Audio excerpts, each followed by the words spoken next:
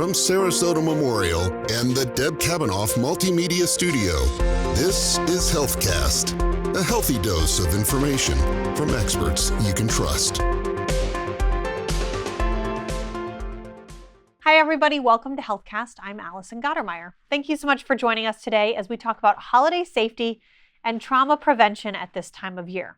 Our guest today is a nurse and the Trauma Injury Prevention Coordinator here at Sarasota Memorial, Casey Howell. Casey, thank you so much for joining us once again. Thank you so much for having me. Are there more traumatic injuries around the holiday? Absolutely. Why? Yeah, there's so much going on, right? We have lots of travel plans. We have more people staying in our home than typical. We have pets and new environments. We have drinks that maybe we're celebrating together with our friends and family. We have decorating issues. We have trees and lights, and the holidays are wonderful, but they do have their own particular hazards that definitely come out to play during the season. I want to break down some of the biggest hazards and go through some of those prevention tips you have. So let's start with the traveling, because so many of us take road trips or go to friends and family's homes during the holidays. What are the top tips you have for avoiding traumatic injuries in travel? So that time period is not necessarily unique as far as what the tips are to travel safely. It's just remembering to employ them. So with the holidays, there's also like the hustle and bustle and the rush and the pack everybody up and get all the kids and make sure you don't forget the gifts. And so when it becomes a little, anxiety-filled, stressful type of thing, then we tend to sometimes disregard some of our normal processes and safety type of things. So of course, travel, safety includes proper restraints, using your seatbelt and making sure that your children are properly restrained and appropriate car seats. But it's common sense stuff, but it's easy to get caught up in the anxiety of rushing to get there. So it's best to remember that it is better to show up late for dinner than not show up at all. Utilize those defensive driving techniques. Be aware that there's going to be a lot more people on the road, potentially. Build in extra time. Make sure that you are prioritizing safety first, right, during those travel times, especially. So, of course, don't drink and drive yourself. Yeah, of course. Yeah, no, never. But do you recommend that people also be, when you think defensive driving, also be on the lookout for someone who might have Sure. behind the wheel? Yeah, absolutely. I mean, that's always the baseline, right? Every time we're behind the wheel, we should be monitoring for that. But knowing that there's an increased likelihood that you might be encountering other drivers who might be under the influence, and taking the onus on yourself to be that much more cautious and aware. It's also the most wonderful time of the year when it comes to cooking and food. If people are hosting or cooking a dish to bring to a family member or a friend's home, can you discuss some of the biggest issues with kitchens, cooking, everything related to trauma in the kitchen? Right. The kitchen's actually full of traumatic accidents waiting to happen. That's where our heat sources are, our sharp implements to prep and serve with. And typically it's a relatively small area of our home by comparison to the other large entertaining spaces.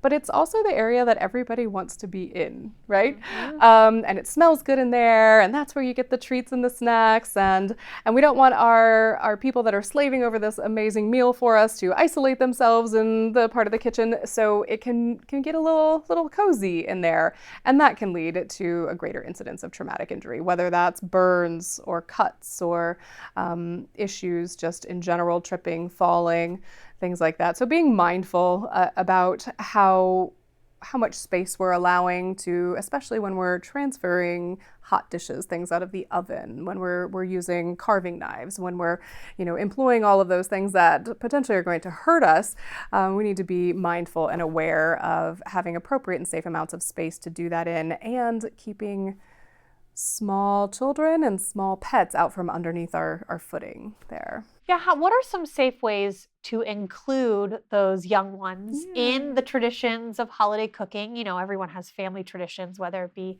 baking holiday cookies or whatever it is with the kids. How can you include them safely? That looks a little bit different for everybody's family, right? Depends on your children and their age range and their abilities and things like that. So one of the things, though, that I definitely want to kind of remind everybody is that during the times where you have the largest amount of dishes that you're trying to typically be hot and serve at the same time, that's the most movement that I'm having, whether that's from the stove or to the oven or from the oven to the counter. Those are great injuries of time of risk, in addition to the prepping. So when we're cutting and chopping and prepping, those knives are out, they're available, and we have accidents like that. But typically the prep time is also the more controlled, slightly slower evolution of that meal as it's going to expand. So getting children involved in those holiday meal preparations, things that you can prep the day before, even hours before, or do making cookies and rolling out dough and things that are age appropriate and that have specialized tools that they can use that are appropriate for the size and the ability of their dexterity. But the time period with which those last 20 minutes before you're getting ready to put a feast out on the table, that's a really hectic time in the kitchen, and I would recommend that maybe not be the part of the meal preparation that we intentionally try to involve them in. So I want to talk about those holiday decorations you brought up, whether it's putting up holiday lights, decorating the tree, inflatables out front, signs, whatever it might be. I know falls are a huge risk. Sure. Are there any other concerns when it comes to these holiday decorations? And what are some of the best ways to avoid, whether it be falls or other injuries around decorating our homes, which can be a bit of a competition in some of these neighborhoods? It can. And it's beautiful. I love seeing it, and it definitely helps add to the holiday spirit. So I don't want to discourage anybody from doing it, but making sure that we're implementing safety measures to do it as best we can, and not you don't want to spend the holidays here at the hospital with us. You want to spend it at home with your family.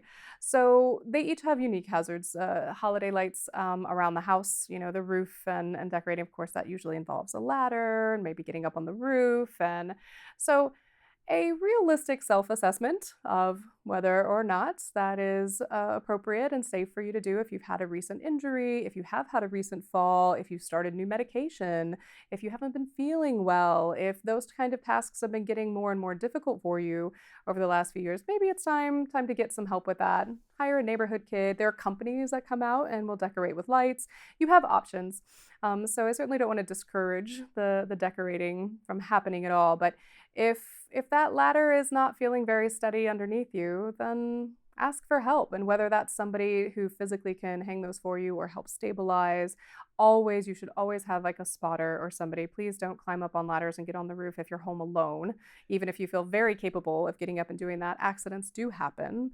Certainly somebody needs to be aware and available to come to your aid in the incidents of those accidents.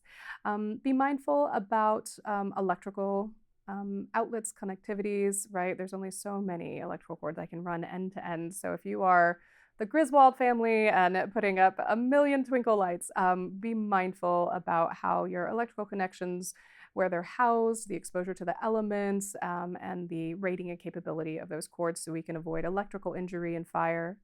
Decorating inside the home, the tree, right? Making sure if you have a real tree that it's receiving enough water to not be overly dried out, which then if we keep those trees on the lights with very dry, brittle branches and leaves, then they are much more of a fire hazard, of course. And then inside the home decorating too, and even outside sometimes we look at the plants, and the mistletoe is toxic to children and pets. Poinsettias around the holidays are toxic to most pets as well. So those are the two that come to mind off the top of my head, but any of your favorite plants, shrubbery, things like that you might bring in to decorate, just make sure that you research it, look into it. Ask your nursery, your supplier, ask Google, and make sure that you're aware of the potential hazards should they be ingested accidentally by somebody, so that you know how to respond in those incidents and where to place them strategically. For the kids, this is a magical time of year, especially. They get a lot of gifts from families and friends often. Why can that be concerning at this time of year for their safety? Sure. Well, there's a lot that goes into that, right? Sometimes the most well-meaning gift might be a little bit age or developmentally inappropriate, might be a little bit beyond that child's ability to safely utilize that, especially like ride-on toys and things like that. So or choking hazard, right? If that has small pieces for a much younger child. So first off, we have to assess the appropriateness of the toy for the child. But then, even if everything is perfect and appropriate, there's a lot of it sometimes, which and a lot of unwrapping, and we're adding clutter, and then I don't know about your kids, but mine don't always pick up the one toy and put it away before they get out the next one. So Yeah. the holidays are definitely a time where I've now created lots of tripping hazards and things like that, and stepping on Legos is intensely painful. And That's a so traumatic injury for anyone at any age. all of its own, right? So that's contributing as well. But then, of course, things like the pieces, the parts, or things with batteries, especially button batteries, those can be a real hazard, especially when ingested by young children. Are there things people can do to prevent visitors in their home from having trauma if they're hosting the holidays and loved ones are coming over? Yeah, absolutely. So some of the things that we would do, especially if you're receiving family that have maybe an increased or higher fall risk than you do, or have had recent trouble or surgery or an injury, maybe they're coming this year with a cane or a walker, survey your home. Right, take a look around. Make sure that your walkways, your hallways, your pathways are clear and free of clutter or excess or unnecessary furniture or items. Make sure that they're wide enough for those assistive devices to get through safely. Light up your living space. Right. If there's not a lot of natural light that hits that area of the home for a large part of the day, even the motion activated or the off-on switch night lights that plug into the outlets around closer to the floor, the baseboards around the hallways, in the guest room that maybe doesn't always get utilized. Definitely in the bathroom is a really good idea for the evening, and a lighted space from that guest room to the kitchen. That late night glass of water to ease the tickle in your throat, especially when you have somebody who's not as accustomed to your environment as you are. So lighting up living spaces is really important. It's very difficult to avoid the hazard I can't see is there. And take that into consideration if you have small pets and they don't, or even if they do, right? They are small and they are fast, right? And they can get underneath your feet kind of rather quickly. So being mindful about sleeping arrangements and awareness of those pets and whether or not that's going to contribute potentially to another fall hazard or risk there. So what if you are visiting someone else's home and maybe you're bringing an older loved one or even children that you know are at these heightened risks of having a traumatic injury? Is there anything you can do in going to someone else's home to prevent trauma without being an overbearing guest? Well, some of us have greater ease with that than others, but really the thing that you can do is just communicate your needs. So if I know that I'm bringing someone with me in my family that uses a walker, for instance, or even if they don't, but maybe a cane, maybe ambulation is a little trickier for them, and I'm concerned about taking them to someone else's home, I might give a call ahead of time, a few days, maybe a week or something, and say, hey, I'm a little worried. I just want to make sure that I'm doing everything to keep my loved ones safe. Ask them, like, do you have lots of rugs in your home? Do you have lots of area rugs? Are they secured? Are they taped down on all edges? Things like that can be big tripping hazards. Do you have stairs to enter your home or inside your home? Curbs, steps, what are some of the hazards that we might encounter while we're there, so that what I can do on my end to mitigate that, and ask for the accommodations that your loved ones need. Is it possible to pull up small area rugs or runner rugs in hallways reasonably without destroying the entire aesthetic of your home or moving all of your pieces of furniture? Or is it possible that there is a chair or a routine sitting space that we could put off to the side in the living room or next to a large sofa that's off of the rug, maybe so that that doesn't have to necessarily be traversed every time we're engaging together as a family? Making sure sleeping arrangements, right? If that guest room is upstairs, and maybe we might need an alternative to that in a downstairs area. So asking what the hazards will be, expressing the things that you're specifically concerned about, and asking for those accommodations to be made. Same with children. how many baby gates do I need to bring with me to block off dangerous or hazardous areas of your home? Are they amenable to tension gates? Is it something that, are we able to lock off the rooms that might have the more dangerous or more valuable things in your home that my children maybe should not play with while we're there? I think that that's a really fair and reasonable thing to inquire about without being completely overbearing. Is there anything else you want to add? I mean, I know this is a fantastic time of year for so many, and we want to keep it that way. Of course, that's the goal. So is there anything else you want to add or anything you want people to really think about? Yeah, we've covered a lot of topics, and there's always more things on those individual topics that we could do the deep dive with. But remembering about everything in moderation, right? Of course, drinking and driving and overindulging in the holidays is easy to do. So if you are traveling, you are caregivers for older family members or younger family members, being mindful of where you're at and your ability to gauge risks and hazards around you and for your family. So awareness, being proactive, and just prioritizing the safety of yourself and your loved ones above all else.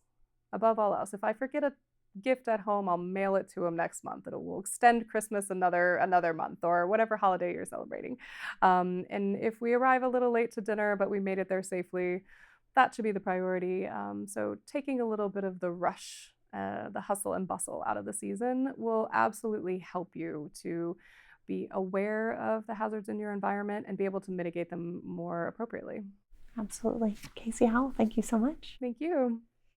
And as always, we encourage everyone in our community to visit smh.com to get the latest information from Sarasota Memorial. Happy holiday season. Have a great day.